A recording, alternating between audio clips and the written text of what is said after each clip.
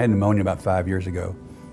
Went through a bunch of testing, and then about 4 years ago, they said it was pulmonary fibrosis, which my older brother had died from that about 14 years ago. So I knew it was very serious. We knew that there was no cure for pulmonary fibrosis. We tried to put in as much travel and have as much fun as we could because we knew that eventually things were going to change for the worse. All of a sudden one morning, even though my condition was bad at home, and I was barely getting around, one morning Irene brought me some breakfast. I took one bite and said, I have to go to the hospital. You need to call an ambulance. So he was sick enough for us to really think that his only option at that time was transplant.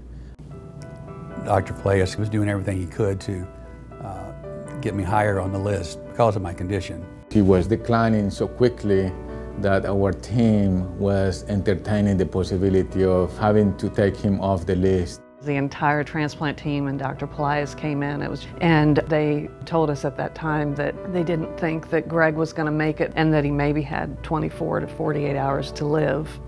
When the transplant team left, it was just he and I laid down next to him and I was just sobbing, and he was comforting me and telling me it was going to be okay.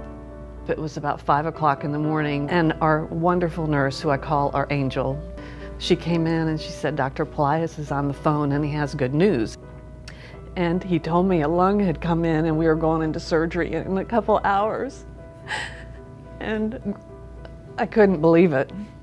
Gregory Moore was, by definition, not anymore transplantable. And a miracle came through.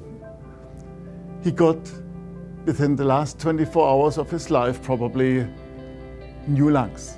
Fortunately, he recovered through the surgery fairly quickly and able to go home, and now he's recovering at home with his family. I cannot find the words to say how phenomenal everyone has been here. You know, every doctor took time to spend time with us. Every nurse treated me like I was the only patient they ever had. It's just overwhelming. From my perspective, seeing Greg not so ill so that we can just go back to normal, it already is so much better, so much better. All the great things that we did before, we can do again, and it's a beautiful thing.